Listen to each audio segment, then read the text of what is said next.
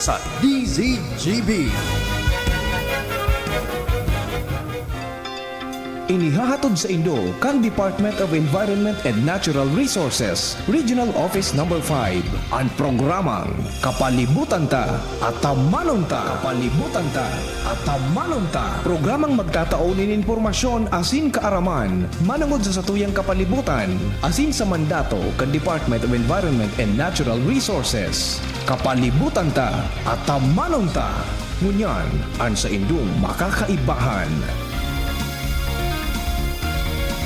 Maring agas, sagabos ng mga paraan tabay, mga kaimanwa, kumusta po kamo? Ako po si John Mark Niebla Murilla para sa programang Kapalibutan Ta at Tamanon Ta. Magkakiribanan nito kami ngayon na Webes, sa 15 kan bulan ng Marso taon 2024. Mapaabot kami sa Indo ng mga impormasyon na may kinaaraman sa pangmurual daw na buhay bilang sarong namamanwaan na nagmamakulog sa satong kapalibutan. Para sa intong mga kapotan, mag-apod sa station sa 480-5509 po na alas 11 sa alas 12 ng pagka-auto kada Webes o sa CP number na Globe na 0967-127-9960. Ulitin ko po, 0967-127-9960. Pwede man po kamo magdulog sa samong opisina Lunes, sundo Biyernes po na alas 8 sundo alas 5 ng hapon. As in, pwede man magpadarakan sa inyong mga kapotan o mga suwestyon sa samong opisina na magkukuha sa Regional Center site, Rawis, Legazpi City. Kami sa inyong man maantabayanan sa internet, as in sa Facebook page, DZGB. Ang DENR Munyan. Ang DENR Munyan. Mga pangyayari asin aktibidades sa implementasyon kan mga programa kan Department of Environment and Natural Resources, lokal asin nasyonal. Anion ang sa indong tagapagbareta. Ini ang katribunan kan mga bareta sa DNR Munyan. DNRA's SFFI Bicol nagkondusir ng Compassion Project sa Albay. World Seagrass Day pigsilibrar sa Catanduanes. DNR Bicol publiko nagsilibrar kan World Wildlife Day. Sa detalles, nasa 154 na mga estudyante kan Rawis Elementary School sa Barangay Rawis, Legazpi City ang natauwanin mga kawatan asin mga coloring books sa ginibong Community Passion and Compassion Project kan Department of Environment and Natural Resources o DNR Bicol, katuwangan DNR Association of Career Executives Incorporated at Sinan Society of Filipino Forester Incorporated Bicol Region Chapter kan Marso 1, 2024. Ang aktibidad pinanginota ni DNR Assistant Secretary for Human Resources, Strategic Communication and Sectoral Initiatives, ASEC Hirovi Masuda, kaibahan sin the DNR Bicol Regional Executive Director Red Francisco Emilio Jr., asin iba pang opisyales kan ahensya asin kan nasabing eskwelahan. Sa mensahe ni ASEC Masuda, tinawanan doon kay niyan importansya kan nasabing inisyatibo bilang pagpapahiling na ang mga kaakian at may importanteng papel sa komunidad. Sinabi ni Redmilia na paagi kan proyekto ini, piging waninda na maisapuso kan mga kaakian, ang pagkamuot, karahayan asin respeto sa kapwa. Mientras tanto, sinabi man ni DNR Bicol Assistant Regional Director for Technical Services, Attorney Ronald C. Subsop, na bilang miyembro kan asosasyon, gusto nindang ibusol ang pagkasararo, asin ang pagheras sa lambang miyembro kan komunidad, lalo na sa mga kaakian na may importanteng papel sa sosyedad bilang futuro kan komunidad. Sa ibong nalado, pigsilibrar kan Provincial Environment and Natural Resources Office o Pedro Catanduanes sa pangingenot ni PNR Officer Imelda D. Baltasar ang World Seagrass Day kan Marso 1, 2024 sa Barangay Bugao, Bagamanok, Catanduanes. Sarong Communication Education and Public Awareness o SEPA campaign manunungod sa importansya kan seagrass ecosystem as in biodiversity conservation ang pigkondusir na pinagpartisiparan ng maabot sa 40 na personahes kan BLGU Bugao, LGU Bagamanok, mga parasira as in mga personahes kan Pedro Catanduanes. Ang seagrass, saro sa pinaka-importanting parte kan sa tuyang marine ecosystem. Pigsusuportahan ka ini ang commercial fisheries, asin ang biodiversity sa paagi ng paglinig sa tubig, asin pagsiparar kan carbon dioxide sa satuyang atmosphere. Ang DNR Bicol, padagos na pinapakusugan SEPA as in IEC campaign, tanganing madagdaganan kaaraman kan mga namamanuaan, manunungod sa importansya kan seagrass. Siring man, pigiin ganyar kan DNR ang mga komunidad na protektaran ang seagrasses as in iba pang coastal habitat. Mientras tanto, ang Department of Environment and Natural Resources so DNR Bicol sa pamamayo ni Regional Executive Director Red Francisco Emile Jr. sa SO3 as in mga public stakeholders nagselebrar kan World Wildlife Day o WWD sa Kabikolan kan Marso 3, 2024. Ang WWD sa ngunya na taon, sabay man sa ika-51 na anibersaryo kan Convention on International Trade and Endangered Species of Wild Flora and Fauna o CITES na EU an international na agreement sa mga gobyerno na nagsisiguro na dai maging threatened sa survival kan mga species, an international trade ng specimen kan mga buhay na layas as in ilang. Ang selebrasyon na may temang Connecting People and Planet, Exploring Digital Innovation in Wildlife Conservation, maawat na mainganyar ang manlain-lain na grupo na magtarabangan sa pagprotektar, konserbar as in sustenir kan matanos na kapalibotan, populasyon kan wildlife as in biodiversity sa ngunya na makabagong panahon. Presente man si Albay Governor Attorney Edsel Greco A. Bilagman, Legazpi Mayor Carmen Geraldine Mirosal, na nirepresentar ni LGU Legazpi City Veterinarian Dr. Emmanuel B. Estepona, Energy Development Corporation Bacon Magnito Geothermal Project Incorporated, Facility Head Marcel D. Rosario, na nirepresentar ni EDC Bacman Corporate Relations Department Head Eduardo Jimenez, DNR Bicol Regional Executive Director Francisco Emile Jr. na nirepresentar ni Assistant Regional Director for Technical Services Attorney Ronel C. Subsob, mga personahes kan DNR Bicol Regional as in Field Offices, mga estudyante halis sa Bicol University, exhibitors as in iba pa mga stakeholders. Sa iyang mensahe, pinasalamatan man ni Albay Governor Lagman ang mga nag-organisar as in ang partisipasyon kan manlain-lain na grupo sa selebrasyon kan WWD.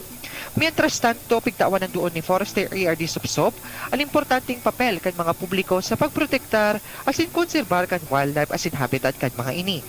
Ang aktibidad, kumpuesto ng lecture as in training manunungod sa wildlife management. Pinanginota ni Senior Environmental Management Specialist Melita G. Abarca kan Licenses, Patents and Deeds Division ang lecture sa wildlife permitting. Diniskutir man ni Forester Neil Anthony Pimeras kan EDC ang Flagship Species Initiative. Mientras tanto, ang Environmental Management Specialist 1 na si Cyrus Hobby de la Cruz kan Community Environment and Natural Resources Office o Senrogoa nagtaon ni lecture sa snake identification. Kaiba man sa aktibidad at training on wildlife management na pinanginota ni APW Park Manager Mr. Franz V. Culamo. Sa ibong nalado, nangangapodan man sa DNR Bicol Red Melia sa publiko na padagos na magpartisipar sa mga aktibidades na makakontribuir sa pagpreserbar as in konserbar kan kapalibotan as in mga rekursos naturales sa rehiyon. Ini ang katiripunan kan mga barata sa DNR. Ngunyan! Kapalibutan ko, namumuktan ko. Kapalibutan ko, namumuktan ko.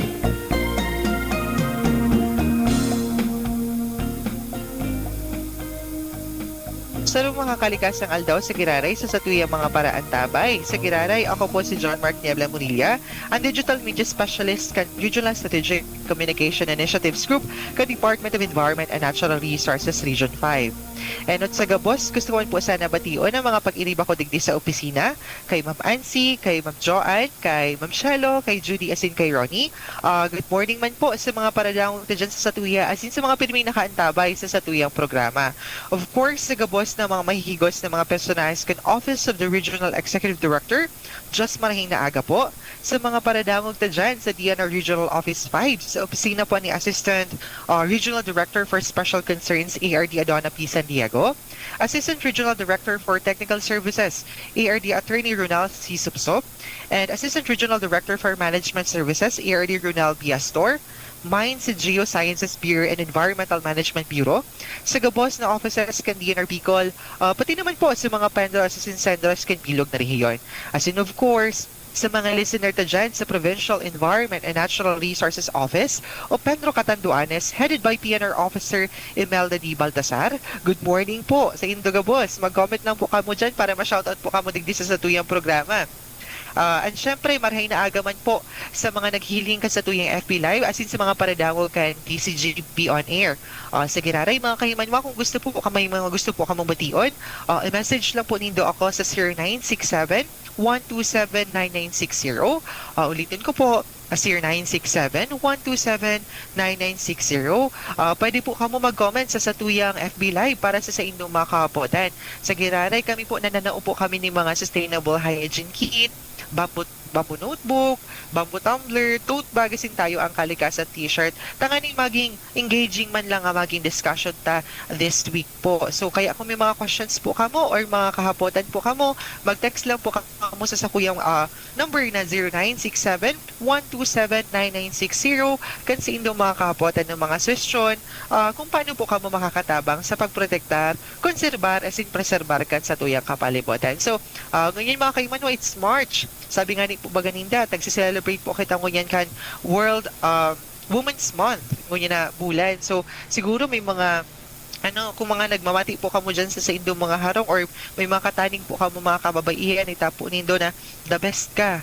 Kasi, bulan po inikan mga kababaihan. So, i-greet man po nindo sinda na kahit na late na kita sa pagbati. Kasi ang Women's Day ay tigsiselebrar sa March 8, ngunya na bulan, appreciate na lang sila na taraman mo ang mga katait mo na mga kababaihan na Happy Women's Month po, ma'am. Kakaiyan. So, kaya, iyo po ang tagsa-celebrate ang ngunya na bulan. So, kaipuhan ta pong i-recognize ang sa indang purpose sa satuya. Kasi po, mga the best po baga mga kababaihan. So, yun po, mga kaimanwa, before po kita mag-proceed sa satuyang pinaka-main program, last week po, ang naging guest na po niya to sa satuyang programa ay ang mga matitibay na personahes kan Conservation and Development Division na si FMS2 Janica Ann A. Mendoza, as in ang EMS2 kan Licenses, Patents and Deeds Division na si Sir Lawrence Kurt C. Abrasaldo. Napag-urunan mi po ni Ma'am Janica and Historical World Wildlife Day as in ang mga aktibidades na isinagibo sa regional as in field offices kan DNR. Hindi po ini sa mga kaiman mo sumatig celebrate po na naka-align po sa celebration kan World Wildlife Day. Diniskutir man po ni Sir Kurt kan hali sa LPDD ang mga manunungod sa sa wildlife permitting.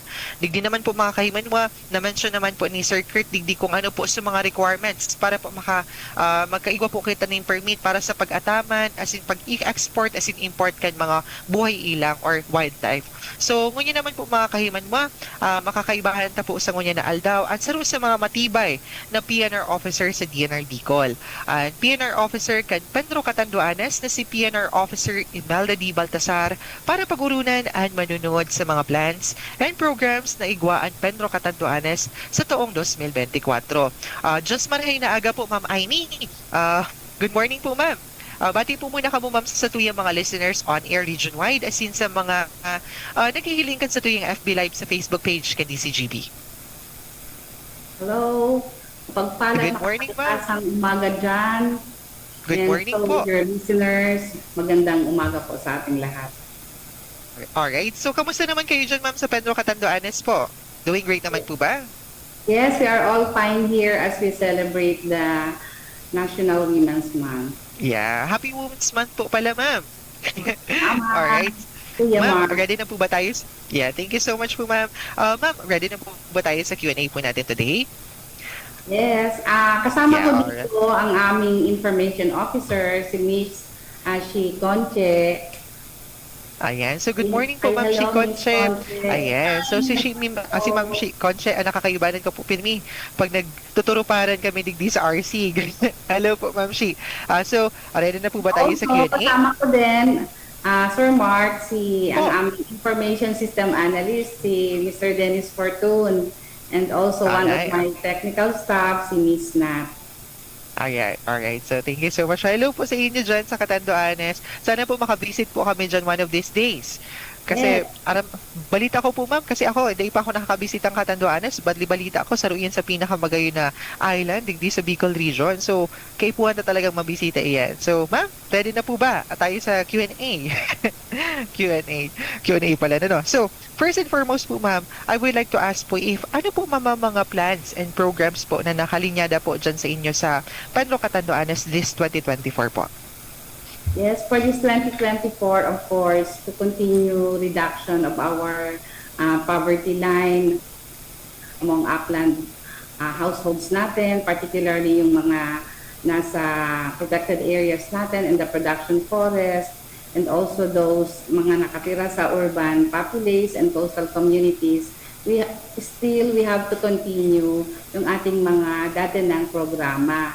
One of which is the Enhanced National Breeding Program, and then yung Biodiversity Conservation and Protection, then the Coastal and Marine Habitat Rehabilitation, and then pagdating naman po sa forest protection and anti-illegal logging, we have to continuously intensify it with our law enforcement agencies, and then ulit i-intensify din natin yung clean air, clean water, solid waste management, and this geohazard and groundwater assessment. Kasi kailangan natin ito, lalo na this forthcoming El Nino. So we have to ensure water security and resilience. In high water stress areas naman, itong La Nina natin sa mga pagbaba natin. So lahat ito po ay continuously implement natin for 2024.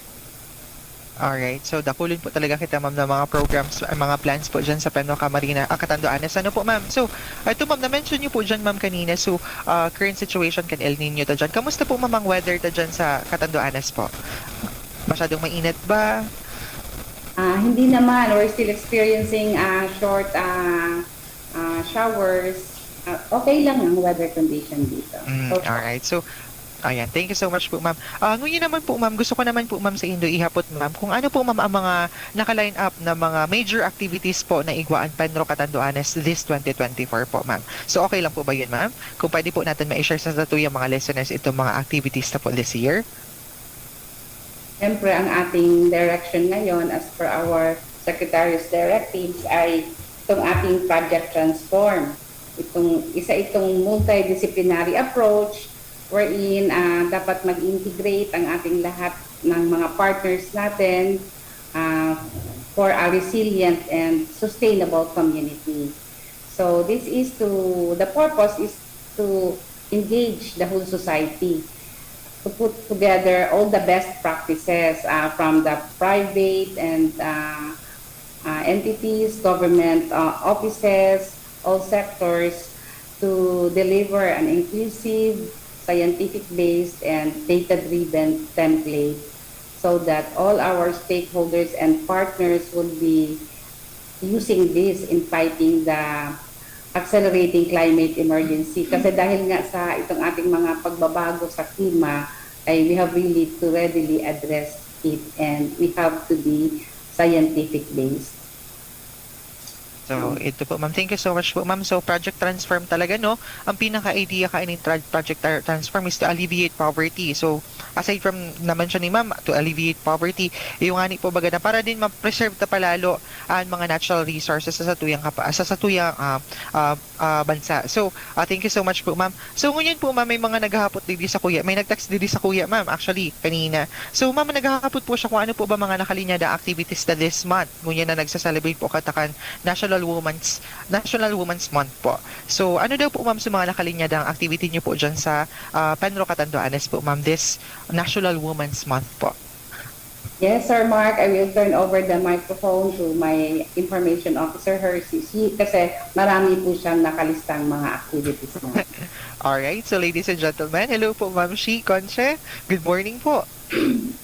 Good morning. Ma'am Shi, Ma'am Shi, pakilala po muna kayo sa tatuyang mga naghihiling ka sa tuyang FB Live since sa mga listeners ta on air. Oo nga. So, good morning po sa Gabos. Ako po si Sheila Conche, Information Officer ng Penro Catanduanes, and at the same time, Planning Officer din ng Penro Catanduanes. Good morning sa, I think may mga pag-iriba ako sa opisina na nakatune in sa BCGB News Online sa Facebook page. So, good morning po sa Gabos. Si Mamaya, baka nakatune in siya.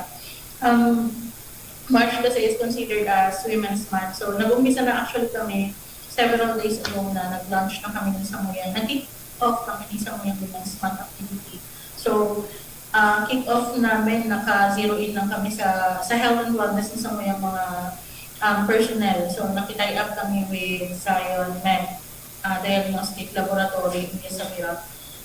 Para syempre magkaroon kami ng comprehensive na physical and physical examination sa mga empleyado.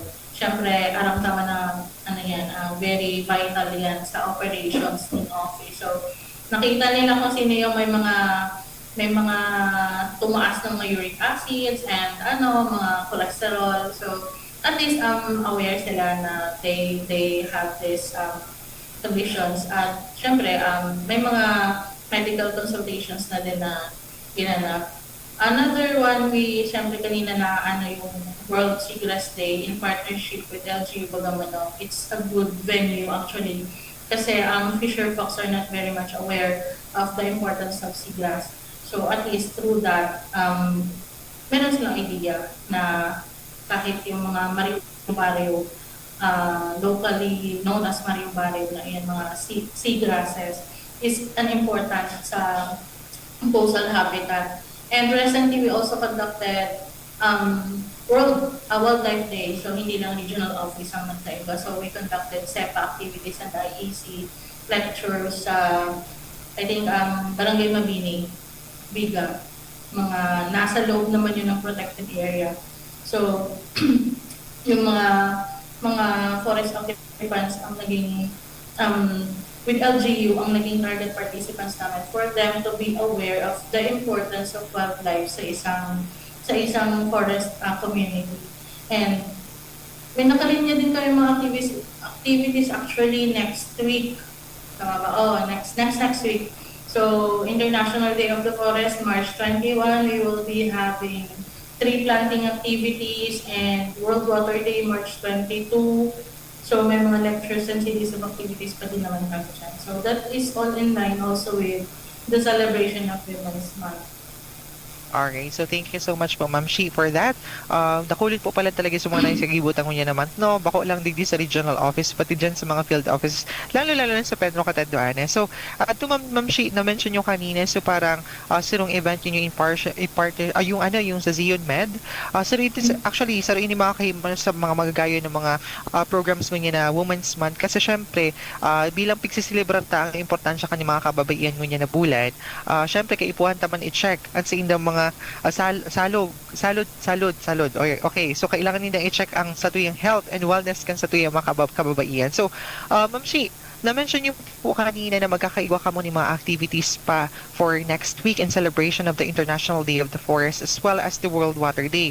Ma'am Shi, okay lang po ba if matawanan mo po kami very brief na magiging whereabouts po ninyo sa mga events na po iyan na baka pwede makapag-participate ang sa tuyang mga listeners sa mga maabot na event pa po ninyo dyan, lalo-lalo yung itong IDF tapos World Water Day. Baka may mga po kamo dyan na pwede silang i-invite para makapag-join po sila.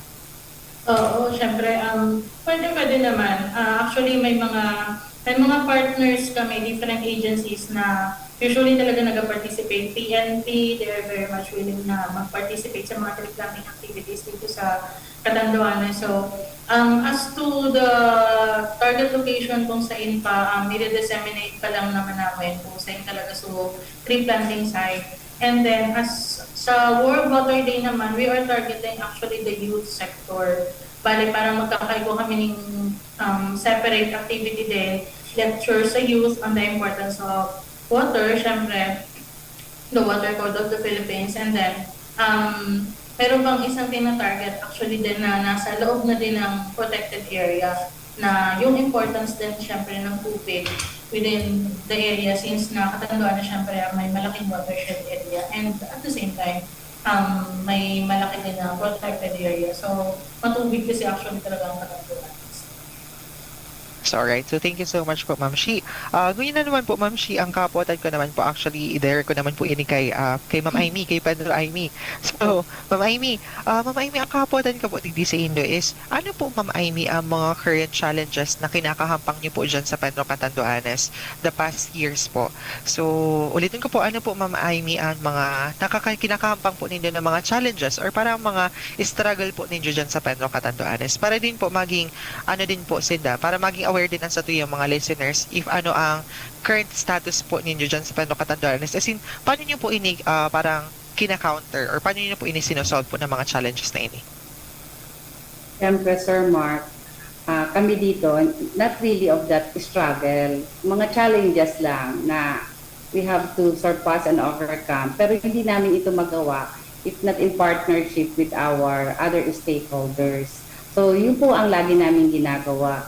Yung ating environmental awareness and consciousness of our communities ay dapat isa sa katuparan natin dito ang engagement ng ating partner agencies. So with the weather conditions, okay naman, and yung magandang samahan lang, a very good rapport with our other stakeholders. So that's really the secret. Wow, yeah. Ayun pala talaga ang pinakasekreto sa isang matagumpay na organization talaga. Good rapport po talaga, no? Good relationship within the organization. So, thank you so much po, ma'am. And Ma'am Shi and Ma'am Aimee, ang kakapotan ko naman po next, since ang Catanduanes po is known for being a home of one of the most beautiful protected area in Bicol region po, yung Catanduanes Natural Park. Penro and Ma'am Shi, pwede po baka mo makakapagtaoki insights kung ano po ang mga nahihiling po dyan sa Catanduanes Natural Park? Kasi me, personally po, hindi pa ako nakaduman sa Catanduanes Natural Park. So, para ba din po maltawanan ki ideya sa tuyang mga listeners na syempre, mabakasyon naman po bagaman, baka gusto nila magbisita po dyan sa Catanduanes Natural Park. Pwede po ba yung matawanan ki very short, ano lang po, kung ano po ang igwa dyan sa Catanduanes Natural Park po? Bago ang lahat, Mark, sana nga talaga makapunta ka na this summer. At dito sa amin, we have the Catanduanes Natural Park. Sabi nga nila, the last frontier of on our forest cover. So, ano talaga siya? Kumbaga, abundant forest, as I should say. Compare sa other provinces. Maa-allure ka pag ikay nakapunta dito. Baka ayaw mo nang umalis, Sir Mark. But then, really to continuously protect and conserve our cat and pea, sa ngayon po, meron kaming demarcation of the permanent forest lines. Ang kagandahan nito is madidefine na natin ang boundaries and the meets and bounds of the Catanduanes Natural Park. Malalaman na natin kung saan ba talaga ang ating strict protection zone at ang ating mga multiple use zone. In which way we could readily address kung ano man po ang mga concerns or constraints or restrictions na dapat natin na isagawa in the management of the cat and pea. So yung pang pinakamagandang balita ngayon kasi meron po tayong funded activity for the delineation and demarcation of the Catanduanes Natural Park. For the biodiversity, since itong aming information officer is also a biologist, so mag-share din siya sa ating mga biodiversity and monitoring systems na nagaganap sa ating cat and pea. So, thank you, Pedro. Actually, sabi ni Pano kanina, Catanduanes is one of the lush for forest cover sa buong Bicol region na yun. Oo nga, Mark, pumunta ka dito para kasi barko ang before ka bumaba ng barko, approaching ka pa lang ng Catanduanes, makikita mo na kasi yung green na kabundukan. So, green yan talaga. And kung ano naman yung mga biodiversity, ang dami namin ganyan. So, merong mga different wildlife species, different birds na kahit ako during one of my fieldwork, maa-amaze ka kasi iba-iba talaga siya. Different butterflies, may mga monkey.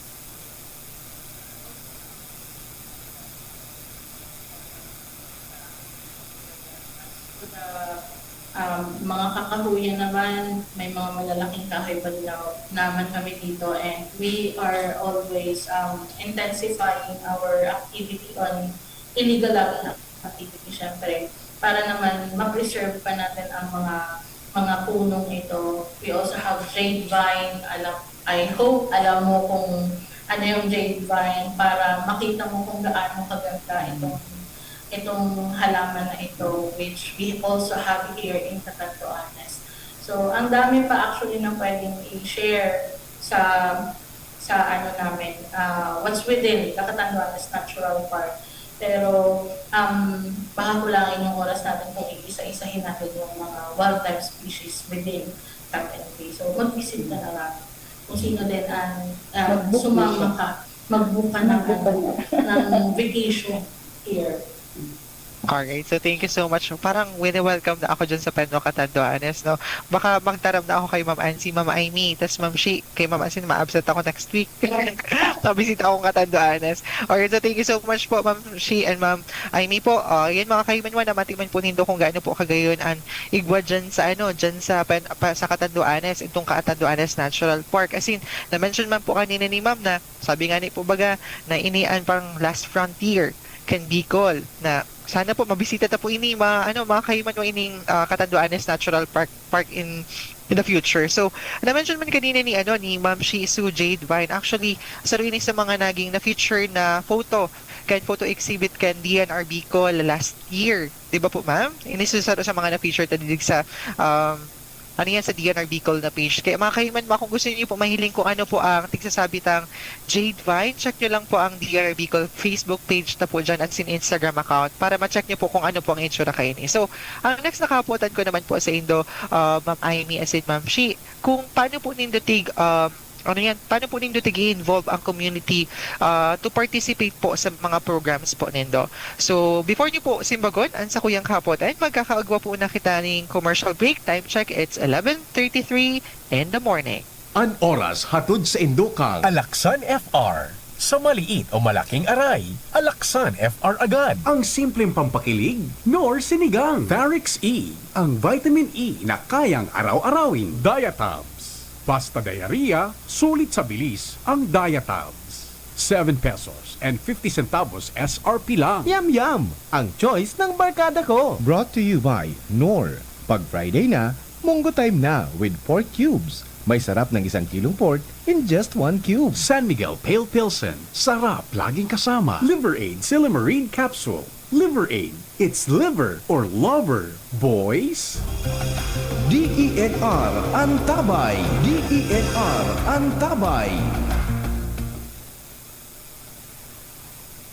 Ayan, sarong makakalikas yung daw po sa giraray sa gabos na mga paradakaw kan sa tuyang programa on air as in sa mga nagiling kan sa tuyang Facebook Live sa Facebook page kan DCGP.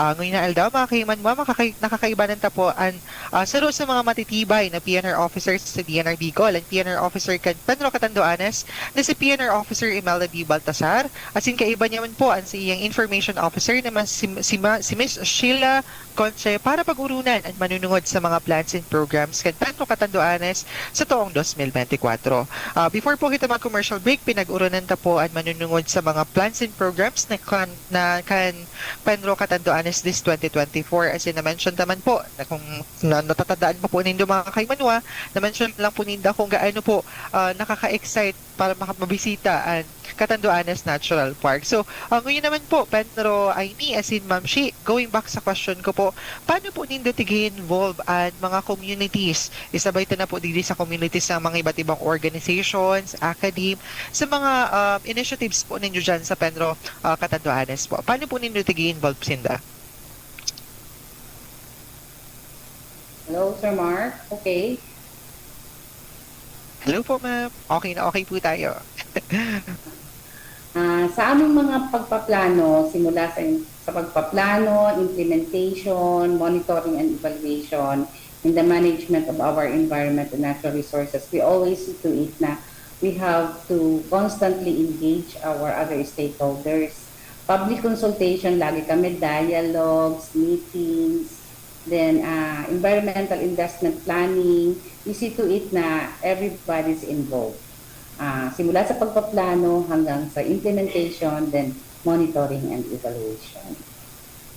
So, alright. So, it po talaga ang pinaka-essential, no, para ma-involve ang satuyang mga public. So, public collaboration talaga pinaka-important. Ano po, ma'am? So, ngayon na naman po, ma'am, kasi medyo dakol po baga talaga at medyo nakakalimot na kan importance kan satuyang natural resources, lalong-lalo na po digdi sa Bicol region.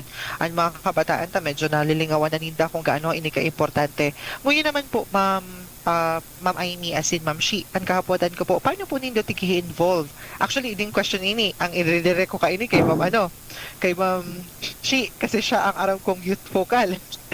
Ayan, Ma'am Shi, ang kahapotan ko po sa Indo, paano po nindo tiki-involve ang mga kabataan sa mga initiatives, lalong-lalo na sa environmental preservation and conservation po, sa mga, kung may mga activities po kamo dyan? Oo.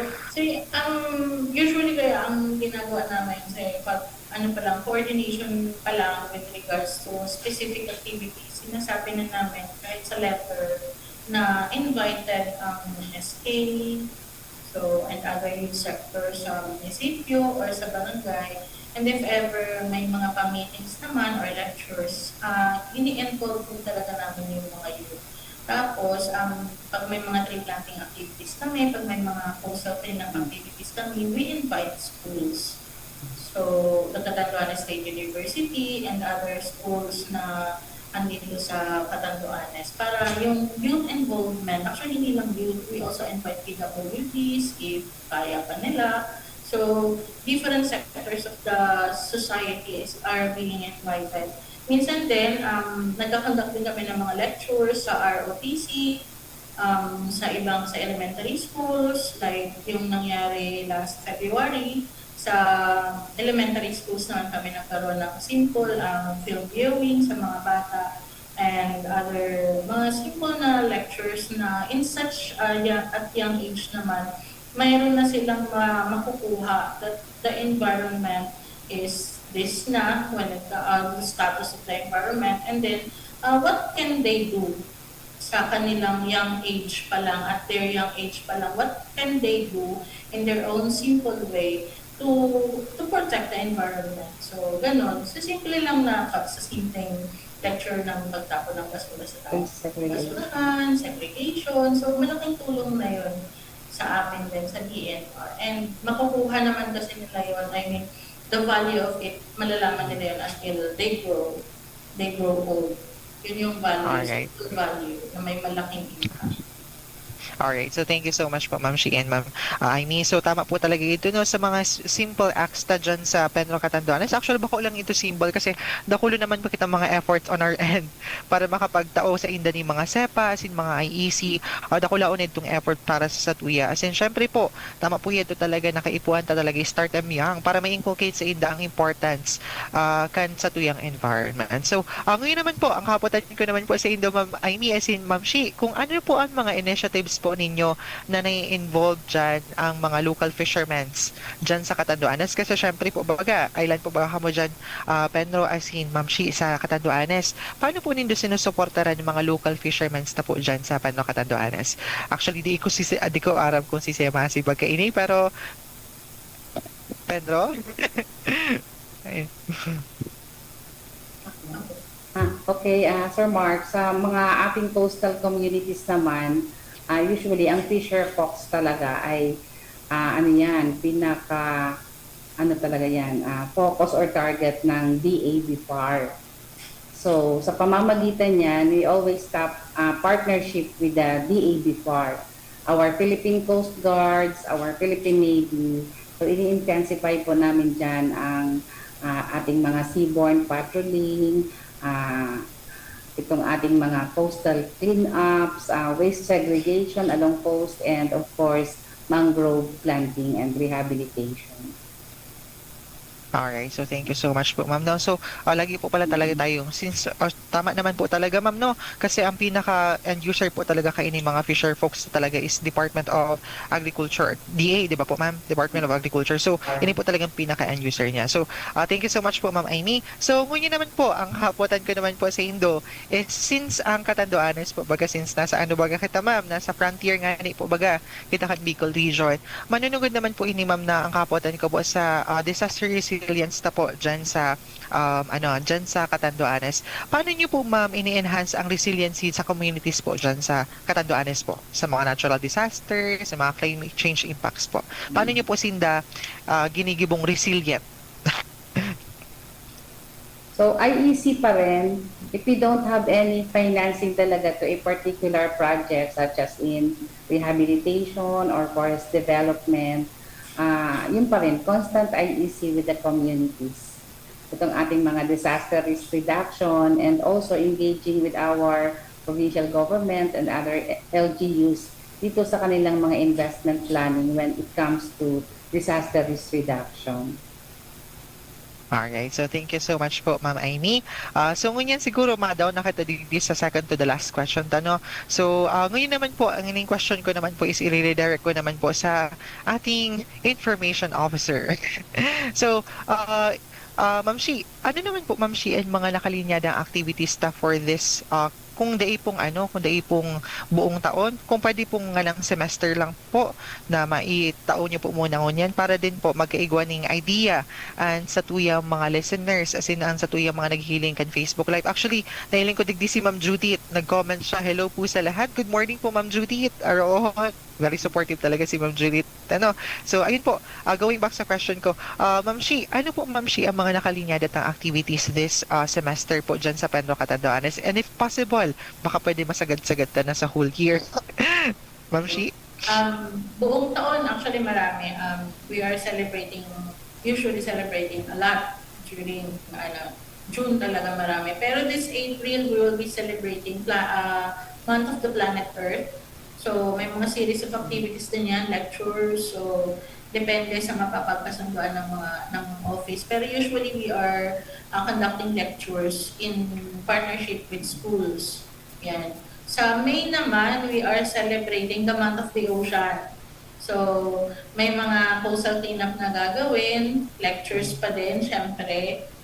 Last year kasi nagkaroon din kami ng film showing and lecture din sa isang coastal barangay na ang target namin are elementary school. So, meron kaming naka-line up na mga outreach programs sa mga coastal communities, targeting pa din syempre sa mga bata, mga school, and lectures. Ano na din to ang May din kasi naka-launch din dito yung International Day for Biological Diversity. So may mga lectures pa din kami gagawin sa mga protected area occupants. When it comes to June naman, ito yung marami kasi Environment Month. I know, alam mo yan, marami tayong activities on Environment Month. Halos lahat yata ng activities andyan lahat sa June. So we are not yet fixed with the activities kung ano yung particular activities. Though meron ng mga series of lectures, series of coastal cleanup, and tree planting activities na gagawin. Siyempre, nasa June kasi ang Philippine Arbor Day So, that is also in partnership naman with other professionals kasi di ba may paukulang CPD units ito. So, ito yung medyo pinaghahandaan namin. Medyo malaki-laki na tree planting activities on June. So, the rest naman, we will replicate that. We will replicate other activities pa rin naman. And we will see kung ano pa yung mga naka-line up sa mga darating pang sa darating na second sem. So, may marami pa rin mga activities yan. Alright, so thank you so much po, Ma'am Shi, for giving us an insight about the activities that na nakalinya dyan sa Panro Katandaanes this semester. So, ito po mga kaiwanwa, mag-antabay lang po kamo lagi sa update po kan DNR Bicol page para makapag-participate po kamo sa mga event po dyan sa regional as in field offices, lalo-lalo na dyan sa Panro Katandaanes. So, ngayon naman po ang sa Kuyang Kahapotan, actually this question is for the both of you. Both of you, Miss Universe yan. So ngayon po ang kahapotan ko naman po sa indong duwa po, Ma'am Amy, Panro Amy as in Ma'am Shi. Ano po Ma'am Shi ang magiging ang last message, ang message po ninyo or call to public para din po ma-involve ang sa tuyang mga communities as in mga naghiling ka sa tuyang FB Live as in nagdadangog sa tuyang on air kung paano po sila makakatabang sa pag-protect and preserve kan sa tuyang environment. So siguro inutot ko na po muna si Pedro po. Pedro?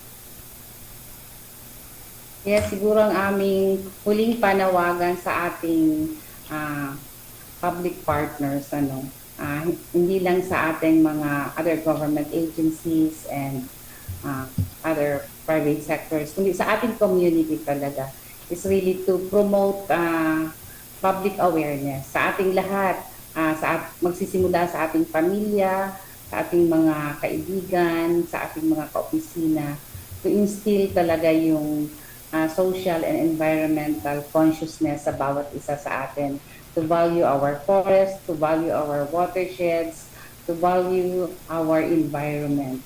And let's always have the goal to have a clean and healthy environment and abundant natural resources to live with.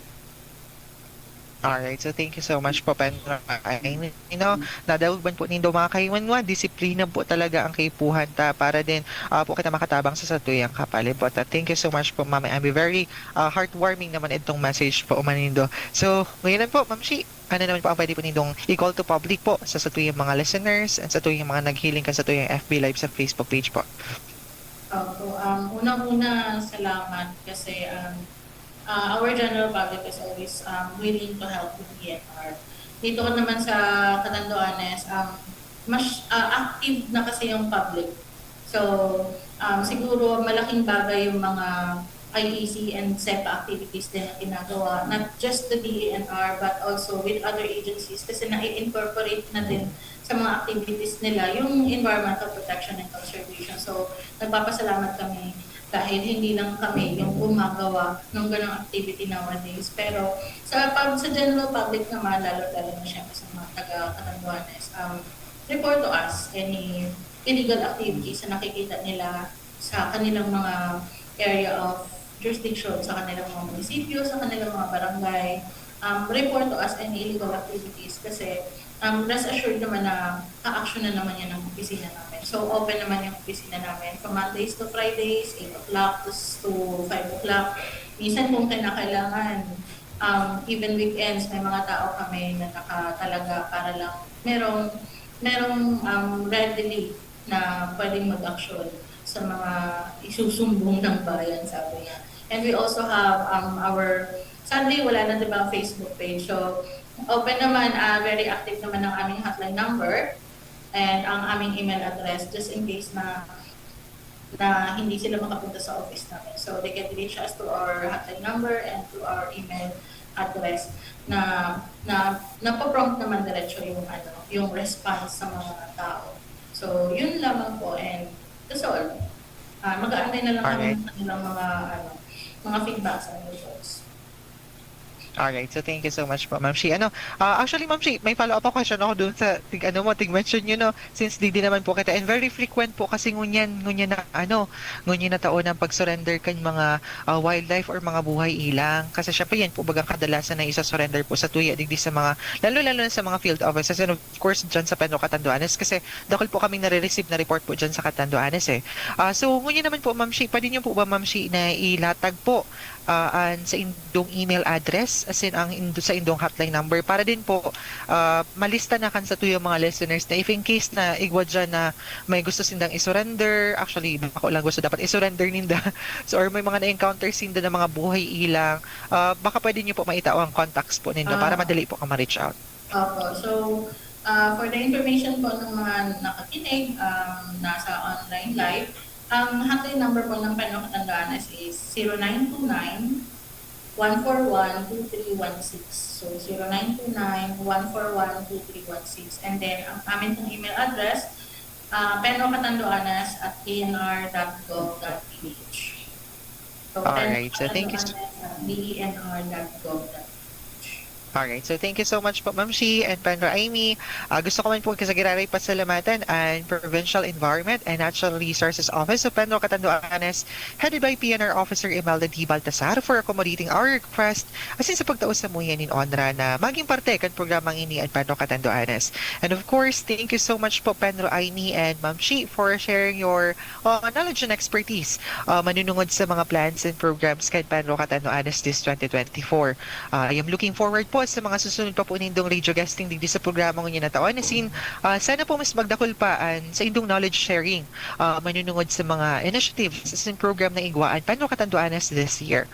Penro Amy and Ma'am Shi, igwa pa po baka mo gustong, let's say, bation or i-shout out bago po kita magtapos sa tuyang programa? Inatod ko po muna si Penro Amy. Ma'am Amy? Yes, shout out sa aking secretary, ang aking magandang secretary si Redane at kabilin-bilin na niya ito.